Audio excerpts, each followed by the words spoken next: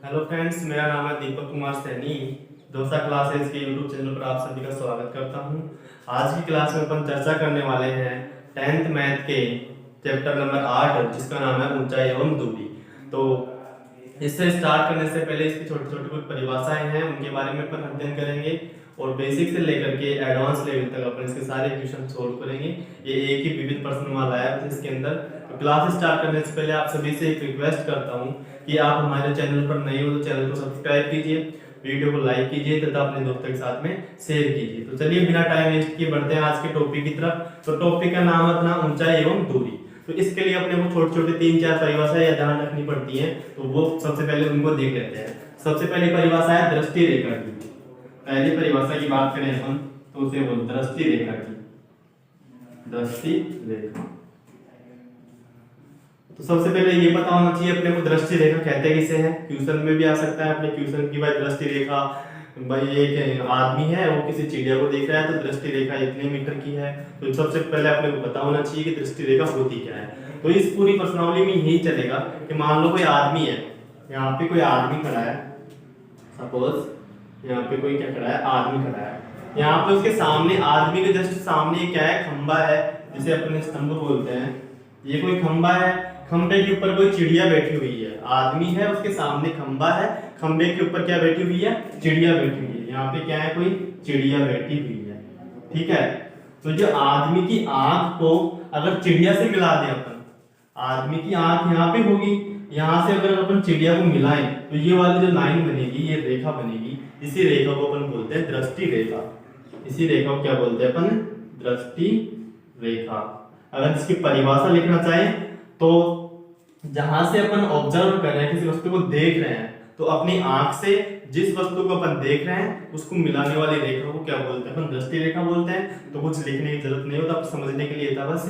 तो आप समझ गए होंगे कि आदमी की आंख यहाँ पे है, यहाँ से एक खंबे के ऊपर बैठी चिड़िया को ऑब्जर्व कर रहा है, देख रहा है, तो ये रेखा बनेगी। इसे अपन क्या बोलते हैं, दृष्टि रेखा बोलते हैं। और क्षैतिज रेखा तो आप जानते ही हो, ये सीधी रेखा होती है बिल्कुल समतल के समांतर रेखा, इसे बोलते हैं अपन क्षैतिज रेखा बोलते हैं। तो ये क्या हो गई, अपनी क्षैतिज रेखा हो जाती है, क्षैतिज रेखा हो गई।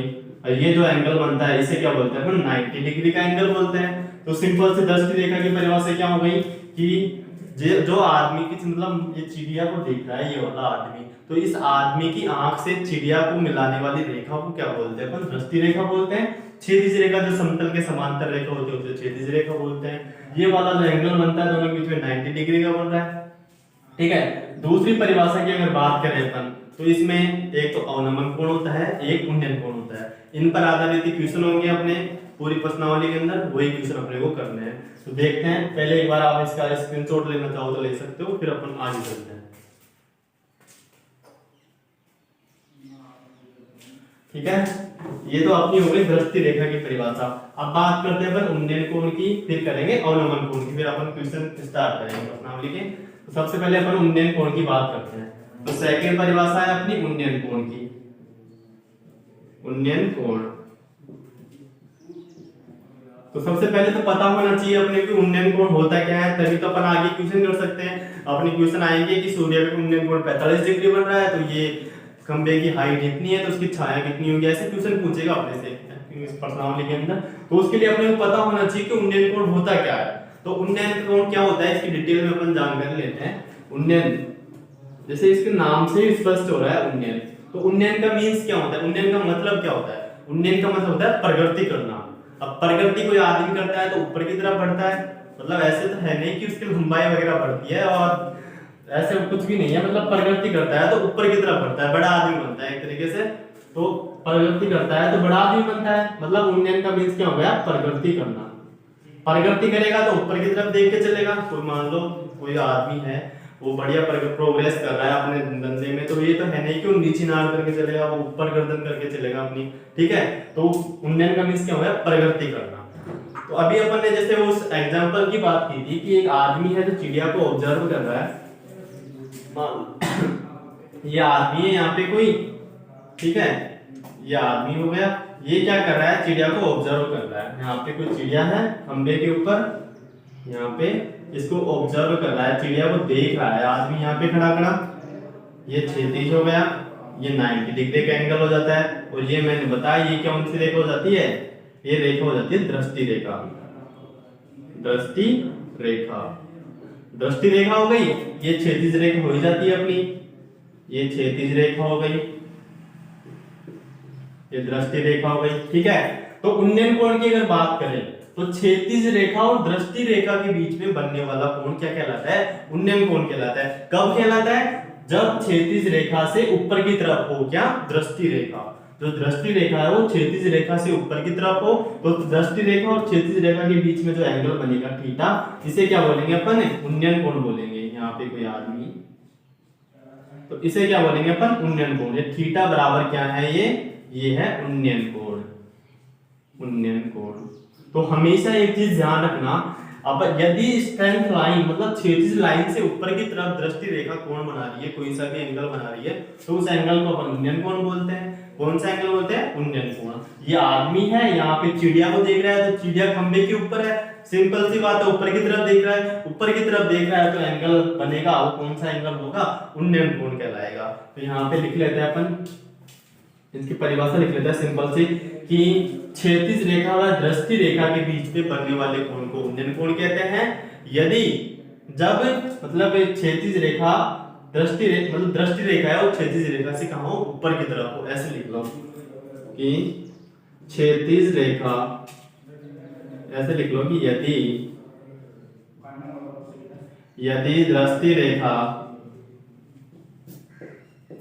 यदि दृष्टि रेखा क्षैतिज रेखा से ऊपर की तरफ हो, क्षैतिज रेखा से ऊपर की तरफ हो, ऊपर की तरफ हो, तो क्षैतिज रेखा व दृष्टि रेखा के बीच बने कोण को, तो क्षैतिज रेखा व तो क्षैतिज रेखा व दृष्टि रेखा के बीच बने कोण को, रेखा के बीच बने कोण को उन्नयन कोण कहते हैं। कोण को उन्नयन कोण कहते हैं। एक और चीज लिखना चाहो तो लिख लेना कि उन्नयन कोण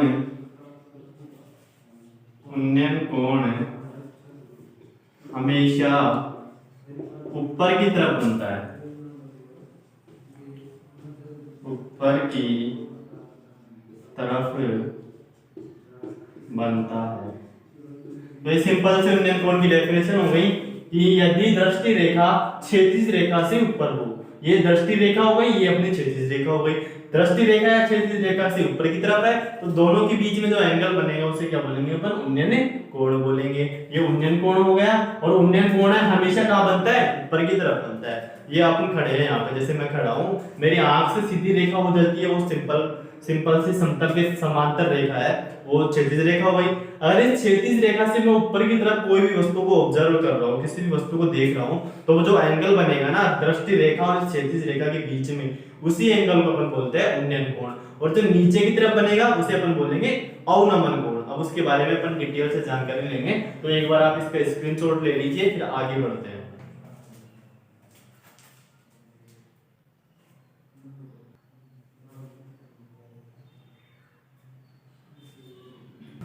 ये तो हो गया उन्नयन कोण। अब बात करते हैं अपन तीसरी परिभाषा की, अवनमन कोण की बात करते हैं। देखिए थर्ड परिभाषा अपनी है अवनमन कोण। इसके नाम से स्पष्ट हो गया होगा, अवनमन कोण। इसे इंग्लिश में बोलते हैं डिप्रेशन एंगल।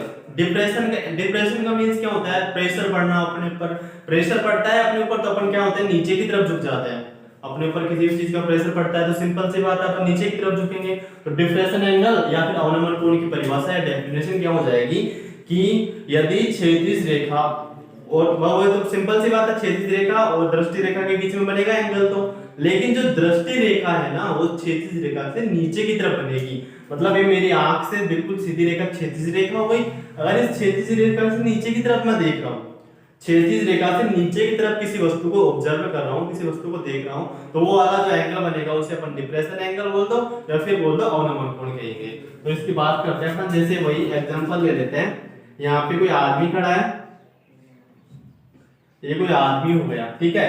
ये मैदान में पड़ी हुई किसी बॉल को देख रहा है। यहाँ पे मैदान में कोई क्या पड़ी हुई है, बॉल पड़ी हुई है। यहाँ पे मान लो कोई बॉल पड़ी है, ये आदमी इस बॉल को देख रहा है।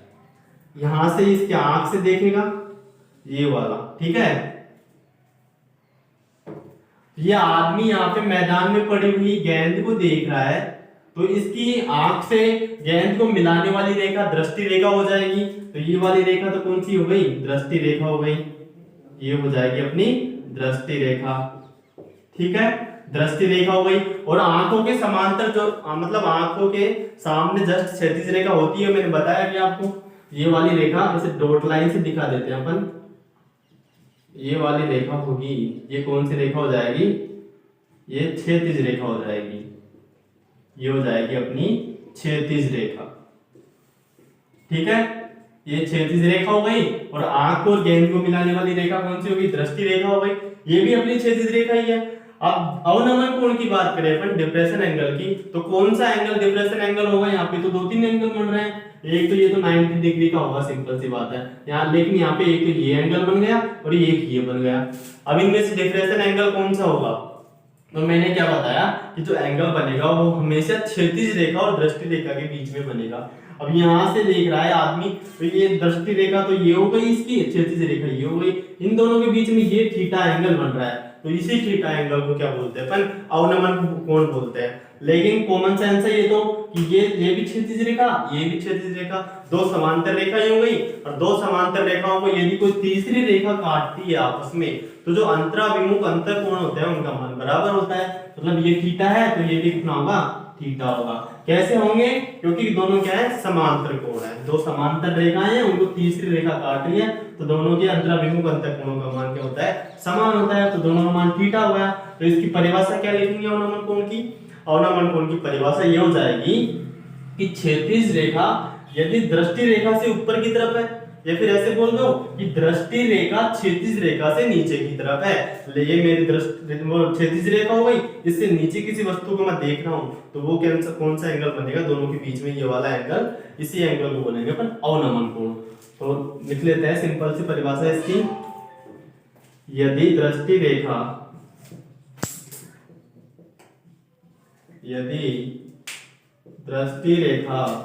क्षैतिज रेखा से नीचे हो,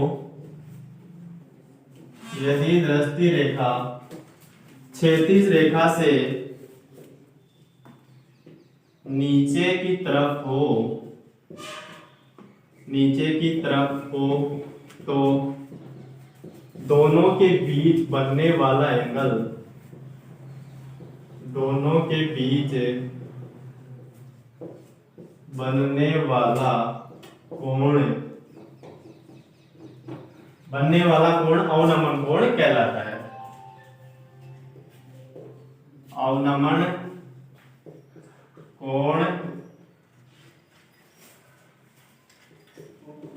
कोण कहलाता है। और एक चीज और लिख लेना उसी की तरह कि अवनमन कोण हमेशा नीचे की तरफ बनता है। अवनमन कोण हमेशा नीचे की तरफ बनता है, नीचे की तरफ बनता है। तो ये हो गई अपनी अवनमन कोण की डेफिनेशन हो गई कि यदि दृष्टि रेखा है और क्षैतिज रेखा से नीचे है, वहां नीचे की तरफ है, तो दोनों के बीच बनने वाला एंगल है अवनमन कोण। और एक ये कि अवनमन कोण हमेशा कहां बनता है, नीचे की तरफ बनता है। तो अपन ने दृष्टि रेखा की डेफिनेशन पढ़ ली, उन्नयन कोण पढ़ लिया, अवनमन कोण पढ़ लिया। अब एक बार उन्नयन और अवनमन कोण को वापस से मैं प्रैक्टिकली समझा देता हूं थोड़ा, कि ये अपने मैं खड़ा हूं यहाँ पे, जैसे ये मेरी आंख से सीधी रेखा क्षैतिज रेखा हो गई। यदि क्षैतिज रेखा से ऊपर कोई मतलब किसी वस्तु को मैं देख रहा हूँ, ये क्षैतिज रेखा हो जाएगी मेरी आंख से सीधी बिल्कुल। इससे ऊपर की तरफ, जैसे मैं यहाँ पे हूँ ऐसे देख रहा हूँ, ऊपर की तरफ जितना भी घूमना पड़ेगा ना, ये वाला एंगल जो बनेगा, इसी एंगल को अपन इंडियन कोण बोलते हैं। और यदि मैं नीचे की तरफ देखूंगा तो जितना एंगल नीचे की तरफ बनेगा उसे क्या बोलते हैं अपन, अवनमन कोण बोलते हैं। तो ये इंडियन कोण और अवनमन कोण की डेफिनेशन हो गई। तो एक बार आप इसका स्क्रीनशॉट ले लीजिए, फिर अपन आगे चलते हैं।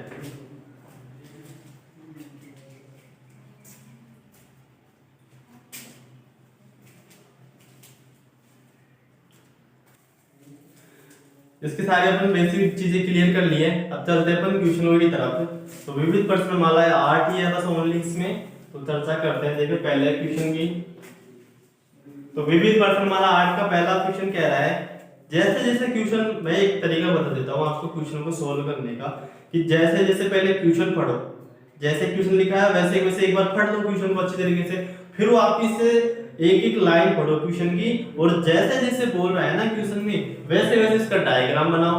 डायग्राम बनाने के बाद में फिर देखो कि क्या पूछ रहा है, पूछ क्या रहा है वो देखो।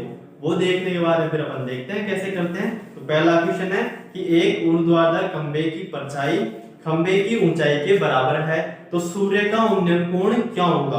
उन्नयन कोण की बात कर रहा है, मतलब जाहिर सी बात है ऊपर की तरफ बनेगा एंगल। तो एक ऊर्ध्वाधर खंबे की परछाई, तो खंबे की परछाई है तो खंबा भी होगा।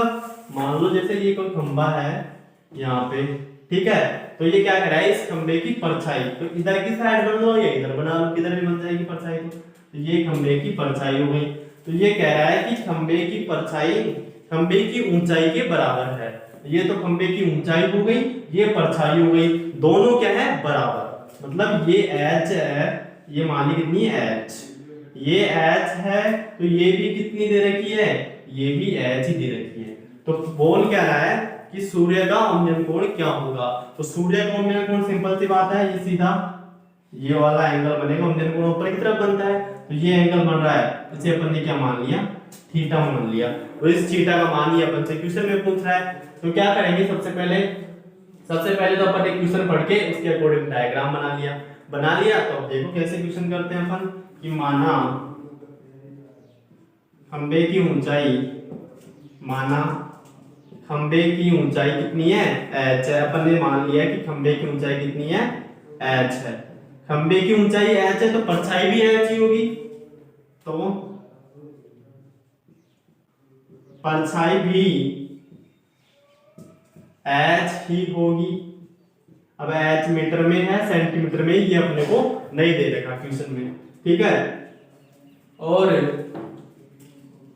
सूर्य का उन्नयन कोण थीटा है। सबसे पहले लैंग्वेज लिखनी है अपने को क्वेश्चन में कि क्या क्या दे रखा है, वो सब ऐसे कैसे लिखना है।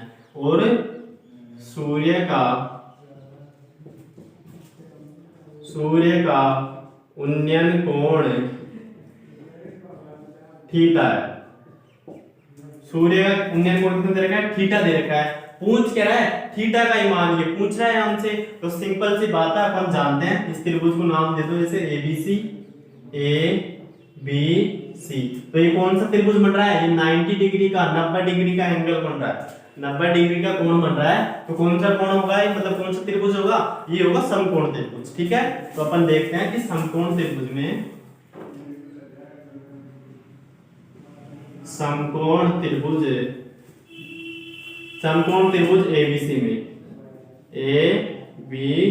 में समकोण त्रिभुज ABC में अगर बात करें अपन, तो यहाँ पे देखो क्या क्या मान अपने को दे रखा है ना, वो लिखना है। एक तो AB का मान अपने को पता है, तो AB लिख दिया, ठीक है। एक किसका मान पता है, एक BC का मान अपने को पता है, तो AB अपॉन BC बराबर क्या होगा। अब ये अपने को पता होना चाहिए, अपन ने 6वीं और 7वीं प्रश्नावलियां पढ़ी हैं, तो वो अच्छी तरीके से अपने को ये समझ में आ गया होगा। कैसे आया होगा कि समकोण त्रिभुज में 90 डिग्री के कोण के सामने वाली भुजा कर्ण होती है। ये 90 डिग्री का कोण है, जिसके सामने वाली भुजा ये क्या हो जाती है, कर्ण हो जाती है, ठीक है। थीटा के सामने वाली भुजा लंब हो जाती है, ये क्या हो जाएगी, लंब हो जाएगी। और जो बचती है वो क्या होती है, आधार होती है। सिंपल सी बात है, कर्ण, लंब और आधार। तो इसमें क्या क्या हो गया, ये तो ऊपर तो लंब हो गया, ये भी तो लंब बटे आधार। अब लंब बटे आधार बराबर क्या होता है, ये भी पता होना चाहिए। तो एक ट्रिक होती है अपनी सिंपल सी, लाल अपॉन के ए। तो लंब बटे आधार बराबर क्या हो जाएगा, लंब बटे आधार बराबर tan थीटा होता है, वो अपन जानते हैं पहले से इस चीज के बारे में। तो यहाँ पे ये लंब हो गया, ये आधार हो गया, बराबर में क्या होता है tan थीटा, लंब बटे आधार बराबर tan थीटा, थीटा का मान थीटा ही है इसलिए अपन ने थीटा ही रहने दिया। तो AB अपॉन BC बराबर क्या हो गया, tan थीटा हो गया।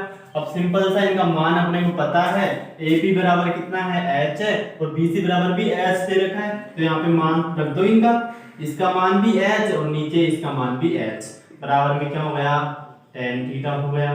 h से h को काटा 1 आएगा है ना, h से h कट गया तो क्या बचा 1 बचा, 1 बराबर क्या हो गया tan थीटा हो गया। अब यहाँ पे अपने को पता होना चाहिए कि जो 1 है ना वो tan थीटा में वैल्यू होती किसकी है, एक tan थीटा में किसकी वैल्यू होती है, याद आना चाहिए तुरंत, आपको तुरंत याद आना चाहिए, tan 45 डिग्री बराबर होता है 1, tan 45 डिग्री बराबर 1 होता है, या फिर ऐसे बोल दो कि 1 बराबर कितना होता है tan 45 होता है, क्योंकि दोनों के बीच में बराबर का चिन्ह लग रहा है। तो इसका मतलब क्या होगा, इसका मतलब होगा कि tan 45 1 के बराबर है, या फिर ऐसे बोल दो कि 1 किसके बराबर है, tan 45 के बराबर है। तो 1 की जगह पे क्या लिख देंगे, यहाँ पे अपन tan 45 लिख देंगे। तो tan 45 डिग्री बराबर क्या हो जाएगा, tan थीटा हो जाएगा। ठीक है, दोनों तरफ tan की वैल्यू दे रखी है। अभी ऐसा तो है नहीं कि tan से tan काट दिया थीटा का मान 45 आ गया, ऐसा नहीं कर सकते अपन। ठीक है, तो क्या करेंगे, दोनों तरफ तुलना कराने पर, दोनों तरफ तुलना कराएंगे तो इधर तो थीटा है, इधर कितना है 45 डिग्री है, तो थीटा का मान कितना आ जाएगा 45 डिग्री आ जाएगा। तो क्या लिखेंगे, दोनों तरफ तुलना कराने पर, दोनों तरफ तुलना कराने पर, तुलना कराने पर, दोनों तरफ अगर अपन तुलना करवाएंगे तो थीटा बराबर कितना आ जाएगा, थीटा बराबर 45 डिग्री आ जाएगा। थीटा का मान ये अपन से क्वेश्चन में पूछा है, तो कौन सा ऑप्शन हो जाएगा अपना, पहला ऑप्शन सही हो जाएगा अपना। तो ये अपना पहला क्वेश्चन कंप्लीट है। एक बार फिर से समझा देता हूँ मैं आपको। जैसे जैसे क्वेश्चन में बोला कि एक खंबा है, तो ये खंबा बना दिया अपन ने, और क्या बोला कि खंबे की ऊंचाई और परछाई का मान बराबर है, तो ये ऊंचाई ये परछाई दोनों का मान बराबर है, अपन ने क्या मान लिया h मान लिया, तो ये भी h और ये भी h। तो सूर्य का उन्नयन कोण थीटा है, थीटा का मान पूछ रहा था अपन से। अपन जानते हैं समकोण त्रिभुज में 90 डिग्री के सामने कर्ण होता है, थीटा के सामने लंब होता है, और जो बचता है उसे आधार बोलते हैं। तो क्या लिखा अपन ने सबसे पहले तो कि माना खंबे की ऊंचाई h है, तो परछाई भी h ही होगी, और सूर्य का उन्नयन कोण कितना है थीटा है। तो समकोण त्रिभुज ABC में AB अपॉन BC बराबर क्या हो जाएगा, tan थीटा हो जाएगा। AB का मान h, BC का मान भी h, तो h अपॉन h बराबर tan थीटा। तो h से h कट गया, 1 बच गया, 1 बराबर tan थीटा। अब यहाँ पे 1 किसका मान होता है tan में, tan 45 का मान 1 होता है, तो tan 45 बराबर 1, यहाँ पे tan 45 बराबर tan थीटा। दोनों तरफ अपन तुलना करवाएंगे तो थीटा का मान कितना आ गया 45 डिग्री आ गया। तो एक बार आप इसका स्क्रीनशॉट ले लीजिए और अपन आगे के क्वेश्चन सॉल्व करते हैं।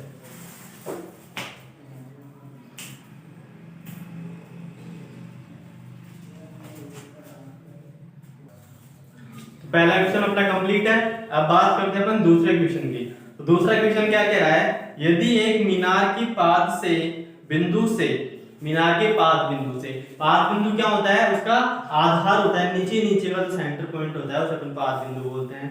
तो एक मीनार के पाद बिंदु से 100 मीटर की दूरी से, एक मीनार के पाद बिंदु से, एक मीनार है, मान लो ये कोई क्या है मीनार है, इसका पाद बिंदु ये हो जाएगा। ठीक है, तो एक मीनार के पाद बिंदु से 100 मीटर की दूरी से एक शिखर का उन्नयन कोण 60 डिग्री है। ये मीनार हो गई, ये इसका पाद बिंदु हो गया। ठीक है, ये क्या हो गया, इसका शिखर हो गया। शिखर मतलब ऊपर ही ऊपर, ये नीचे पाद हो गया।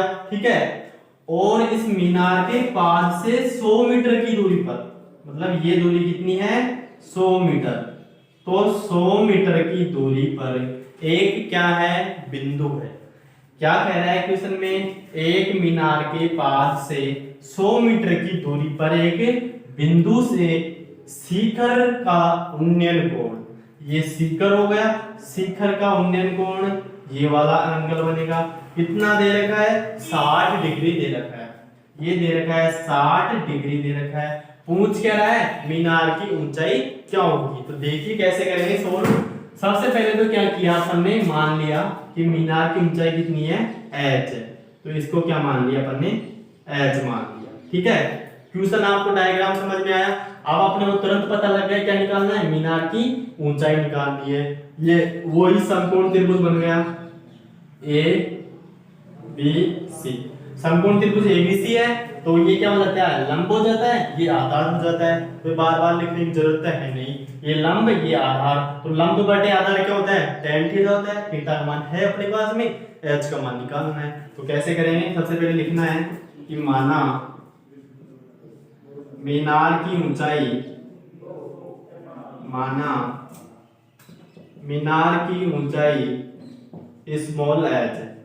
ठीक है, तो ए बी बराबर कितना हो गया, स्मॉल h मीटर। ठीक है, मीटर लिख दो, कोई दिक्कत नहीं है। और बी सी बराबर क्वेश्चन में दे रखा है 100 मीटर, और थीटा बराबर कितना दे रखा है, 60 डिग्री दे रखा है। तो बात करते हैं अपन समकोण त्रिभुज एबीसी की। तो समकोण त्रिभुज एबीसी में क्या क्या है, A B upon B C, A B upon B C बराबर tan थीटा होता है ना, tan थीटा हो गया। अब सभी का मान अपने पास में है वो रख दो। ए बी का मान कितना है, ए बी बराबर h है, तो ए बी का मान h हो गया। नीचे बी सी का मान 100 है, बी सी का मान 100 हो गया। बराबर में tan थीटा का मान कितना है, 60 डिग्री है, तो tan 60 हो गया। अब tan 60 का मान कितना होता है, tan 60 का मान होता है अंडर रूट के 3। ठीक है, tan 60 का मान अंडर रूट के 3 हो गया। यहाँ पे tan 60 की जगह पे अंडर रूट के 3 लिख देंगे। तो h अपॉन 100 बराबर अंडर रूट के 3। इसके बटे में कुछ भी नहीं है तो क्या मान लेंगे, 1 मान लेंगे। या तो वज्र गुणा करवा दो, या फिर सिंपल सी बात है h का मान अपने को निकालना है। किसका मान निकालना है, h का। h का मान निकालना है। 100 क्या है, परेशान कर रहा है h को, 100 h को परेशान कर रहा है। तो इसको इधर की साइड भेजेंगे, इधर की साइड भेजेंगे तो इधर क्या है, ये बटे में है, इधर जाके गुणा में हो जाएगा। तो यहाँ पे जाएगा तो ये मल्टीप्लाई में हो जाएगा। तो h बराबर क्या हो जाएगा, 100 अंडर रूट 3 मीटर। तो यही अपना आंसर हो गया। पूछ क्या रहा था, मीनार की ऊंचाई h है, तो h का मान कितना आ गया, 100 अंडर रूट 3 मीटर आ गया। तो नीचे की एक लाइन लिख देंगे, अतः मीनार की ऊंचाई, अतः मीनार की ऊंचाई स्मॉल h बराबर 100 रूट 3 मीटर है। ये अपना क्वेश्चन खत्म हो गया। सिंपल सी बात है, क्या किया अपन ने, कुछ भी नहीं किया। पहले तो क्वेश्चन के अकॉर्डिंग डायग्राम बना लिया। डायग्राम बनाने के बाद में अपने देखा ये वाला मान निकालना, ये क्या है, लंब है। तो लंब बटे आधार बराबर tan थीटा, लंब बटे आधार बराबर tan थीटा, थीटा का मान 60 डिग्री था। तो h बटे 100 बराबर अंडर रूट के 3, तो h बराबर 100 अंडर रूट 3। h ही क्या है, मीनार की ऊंचाई है। तो एक बार आप इसका स्क्रीनशॉट ले लीजिए, फिर आगे के क्वेश्चन अपन सॉल्व करते हैं।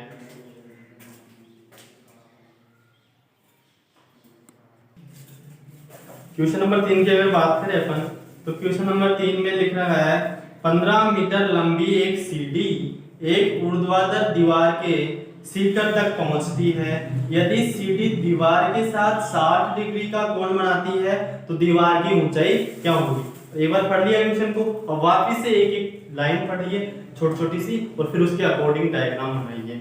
क्या कह रहा है, 15 मीटर लंबी एक सीढ़ी ऊर्ध्वाधर दीवार के शिखर तक पहुंचती है। मान लो कोई दीवार है, ये ऊर्ध्वाधर क्या हो गई, अपनी दीवार हो गई। ठीक है, ये दीवार का ऊपर शिखर हो गया, लिखने की जरूरत नहीं है, फिर भी मैंने लिख दिया आपको। ठीक है, ये दीवार का शिखर हो गया।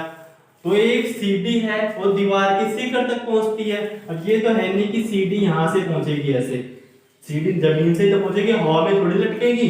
तो ये क्षैतिज लाइन हो गई। ठीक है, यहाँ से वो सीढ़ी है, ये दीवार के शिखर तक पहुंच गई है। ठीक है, और सीढ़ी की जो लंबाई दे रखी है वो कितनी दे रखी है, सीढ़ी की लंबाई दे रखी है 15 मीटर। शुरू में कह रखा है कि 15 मीटर लंबी क्या है, सीढ़ी है। तो ये सीढ़ी की लंबाई कितनी दे रखी है, ये दे रखी है अपने को 15 मीटर। ये क्या है, सीढ़ी है। सीढ़ी की लंबाई कितनी दे रखी है, 15 मीटर दे रखी है।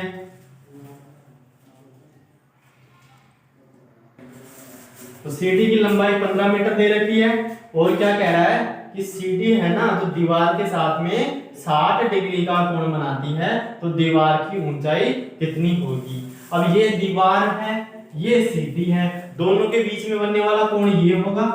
ये तो हो नहीं सकता दोनों के बीच में कोण, ये कोण कितना होगा, 60 डिग्री का दे रखा है क्वेश्चन में। तो पूछ क्या रहा है, दीवार की ऊंचाई कितनी होगी। तो अब एक बार करते हैं, देखिए सोल्व कैसे करेंगे। तो सबसे पहले अपन ने मान लिया कि दीवार की ऊंचाई कितनी है, h। तो लिखेंगे ये, इसको मान लिया अपन ने, कौन सा त्रिभुज है, ए बी सी। ये 90 डिग्री का एंगल हो गया। तो माना दीवार की ऊंचाई, माना दीवार की ऊंचाई स्मॉल h मीटर है, मान लिया अपन ने। तब ए बी बराबर कितना हो जाएगा, h मीटर, और बी ए सी बराबर क्या हो जाएगा, ए सी बराबर 15 मीटर दे रखा है क्वेश्चन में अपन को पहले से ही। तो थीटा का मान, अब थीटा यहाँ पे कौन सा यूज लेना है अपने को, वो भी बात डिपेंड करती है अपने ऊपर। तो थीटा कौन सा यूज लेंगे अपन, जैसे ये 90 डिग्री का एंगल हो गया, ये 60 डिग्री का हो गया, तो ये कितने का बचेगा। अरे सिंपल सी बात है, तो त्रिभुज होता है उसके तीनों कोणों का योग 180 डिग्री होता है। तो यहाँ पे साइड में कर लेते हैं इसको कैलकुलेट, कि इसको जैसे मान लिया अपन ने थीटा मान लिया ना, थीटा बराबर क्या आएगा वो देखेंगे अपन। तो समकोण त्रिभुज है, समकोण त्रिभुज एबीसी में, समकोण त्रिभुज एबीसी में क्या है, एक तो ये वाला एंगल कोण ए प्लस कोण थीटा, ऐसे बोल, कुछ बोल दो कोण सी बोल दो, प्लस का ये कोण बी, बराबर तीनों का योग कितना होगा, 180 डिग्री होगा। अब कोण ए का मान कितना है, 60 डिग्री है, प्लस कोण सी क्या है, थीटा है, प्लस कोण बी का मान 90 डिग्री है, बराबर में कितना हो गया, 180 डिग्री हो गया। थीटा का मान निकालना है, दोनों को उधर की साइड ट्रांसफर कर दो। तो ये थीटा बराबर ये 180 माइनस दोनों के हो जाएंगे, दोनों माइनस हो जाएंगे उधर जाके। तो थीटा बराबर कितना हो गया, 180 में से 90 माइनस किए तो 90 बचे, 90 में से 60 माइनस करेंगे तो कितने बचेंगे, 30। तो थीटा बराबर कितना आ गया, 30 आ गया। तो थीटा का मान कितना आ गया, 30 आ गया। यहाँ पे लिख लो थीटा बराबर 30 डिग्री। अब मान क्या निकालना है अपने को, इसका निकालना है। ये क्या है, लंब के, ये मतलब थीटा के सामने वाली भुजा क्या होती है, लंब होती है। तो ये क्या हो गया, लंब। ये क्या है, समकोण के सामने वाली भुजा कर्ण। तो लंब बटे कर्ण, लंब बटे कर्ण बराबर क्या होता है, लंब बटे कर्ण एक बार बता देता हूँ यहाँ पे, ये लाल बटे कक्का होता है ना, तो लंब बटे कर्ण क्या हो जाएगा, साइन थीटा हो जाएगा। लंब बटे कर्ण बराबर क्या हो जाएगा, साइन थीटा। ठीक है, तो देखते हैं कैसे। ए बी तो वही समकोण त्रिभुज, समकोण त्रिभुज ए बी सी में एक तो क्या है, ए बी बटे ए सी, ए बी बटे ए सी बराबर क्या हो जाएगा, साइन, और थीटा का मान कितना है, 30 डिग्री। तो ए बी बटे ए सी बराबर साइन 30 हो गया। ए बी का मान h है, बटे ए सी का मान कितना है, 15, बराबर साइन 30 का मान क्या होता है, 1/2 होता है। अब मान किसका निकालना है, h का मान निकालना है ना। तो h का मान निकालना है, तो 15 परेशान कर रहा है, इसको उधर की साइड भेजेंगे। तो h बराबर क्या हो जाएगा, 15/2, 15/2 बोल दो या फिर बोल दो h बराबर 7.5, कुछ भी बोल दो, ये अपना आंसर होगा। अतः लिख देंगे लास्ट में कि दीवार की ऊंचाई कितनी है, 7.5 मीटर है, तो मीटर लगा दो। ठीक है, तो क्वेश्चन सिंपल सा था। क्या किया क्वेश्चन में अपन ने, सबसे पहले क्वेश्चन के अकॉर्डिंग डायग्राम बनाया, जो फाइंड करना था अपने को अपन ने निकाल लिया। लास्ट में जाके ऊंचाई कितनी आई, 7.5 मीटर। तो आज की क्लास अपन यही खत्म करते हैं। अगली क्लास में इससे आगे के जो क्वेश्चन है वो करेंगे अपन। तो क्लास एंड करने से पहले आप सबसे फिर से एक रिक्वेस्ट है कि आप हमारे चैनल पर नए हो तो चैनल को सब्सक्राइब कीजिए, वीडियो को लाइक कीजिए तथा अपने दोस्तों के साथ में शेयर कीजिए। तो मिलते हैं अपन नेक्स्ट क्लास में।